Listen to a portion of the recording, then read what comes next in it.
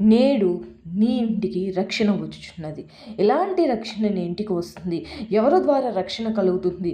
ఎవరి ద్వారా మన ఇంటికి సంపూర్ణమైన రక్షణ కలుగుతుందంటే యేసు ప్రభు ద్వారా మాత్రమే మనకు ఈ లోకంలో రక్షణ కలుగుతుంది. ఈ లోకం నుంచి ఆయన లోకంలో వెళ్ళినా కానీ మనకు సదాకాలం తోడుకున్నవాడు యేసు ప్రభు. యేసు ప్రభు యెరికో పట్టణంలో ప్రవేశించినప్పుడు, యేసు ప్రభు అక్కడికి వెళ్తున్నప్పుడు గుంపులుగా ఆయన చుట్టూ జనాభా చేరినప్పుడు జక్కరియా అనే ఒక ధనవంతుడు, ఒక సుంకరి మేడి చెట్టు ఎక్కి యేసు ప్రభును చూడాలని ఎంతో ఆశ కలిగి ఆ మేడి చెట్టు ఎక్కినప్పుడు యేసు ప్రభు ఆయనను చూచి, జక్కయ్య, నేడు నీ ఇంటికి రక్షణ వచ్చున్నదని దేవుడు అతనితో మాట్లాడాను. అప్పుడు యేసు ఆ త్రోవను రానేయుండగా కనుక అతడు ముందుగా అందరికన్నా ముందుగా పరిగెత్తుకుని వెళ్ళి ఆయన చూచుటకు ఒక మేడి చెట్టు ఎక్కాను. యేసు ప్రభు ఆ చోటుకు వచ్చినప్పుడు కనులెత్తి చూచి, జక్కయ్య, త్వరగా దిగిరము, నేడు నేను నీ ఇంట నుండవలసి ఉందనని అతనితో చెప్పాను. ఎంతటి సంతోషమైన మాట అండి.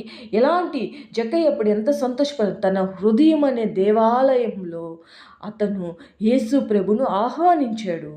ఆయన అతనికి నిత్యమైన సంతోషాన్ని కలుగు చేశాడు. ఆ ఇంటికి రక్షణ కలుగు చేసింది. అది చూచిన అందరూ ఈయన పాపి అయిన మనుషుని యొద్ద బస చేయును వెలుచున్నాడని అందరూ గొనుక్కున్నారంట.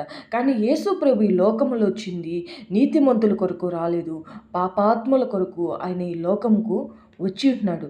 జకరియా నిలవబడి, ఇదిగో ప్రభువా, నా ఆస్తిలో సగం బీదలకు ఇచ్చుచున్నాను.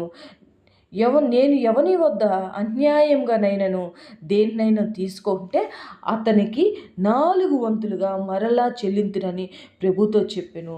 నేడు ఇంటికి రక్షణ వచ్చుచున్నది. నశించిన దానిని వెదికి రక్షించుటకు మనిషి కుమారుడు ఈ లోకమునకు వచ్చును. ఎలా వచ్చును? ఎవరి కోసం వచ్చినానండి ఆయన? వెదికి రక్షించుటకు. ఏ ఒక్కరూ నశించిపోవటం ప్రభు చిత్తం కాదు కనుక, ఏ ఒక్కరూ అన్యాయంగా విడవబట్టు ప్రభు చిత్తం కాదు కనుక మనమందరం ఎలాంటి ఉండాలంటే నేడు మన కుటుంబాలలో రక్షణ కలుగు చేసుకునే వ్యక్తులుగా మనం ఉండాలి. ఎలాంటి స్థితిగతుల్లో మనం ఉండాలి, ఎలాంటి ఆలోచనలో మనం ఉండాలి, ప్రార్థన చేయాలి. ఎలాంటి ప్రార్థన చేయాలి? కన్నీరు విడవబడి ప్రార్థన చేయాలి. ప్రభువా, నా ఇంటిలో మీరు ఉండండి అయ్యా, నా హృదయం అనే దేవాలయంలో మీరు ఉండండి అయ్యా, మీరు నాతో నివసించండి అయ్యా, మీరు నాతో ఉండండి అయ్యా. ప్రభు సన్నిధిలో మనం మొరపెట్టుకున్నప్పుడైతే ఆయన మన తోడుగా ఉంటాడు. ఆయన మనం విడిచిపెట్టే దేవుడు కాదు, మనల్ని దూరం చేసే దేవుడు కాదు. సదాకాలం నేను మీతో కూడా ఉంటానని ఆయన మనతో మాట ఇచ్చిన దేవుడు, నమ్మదగిన దేవుడు.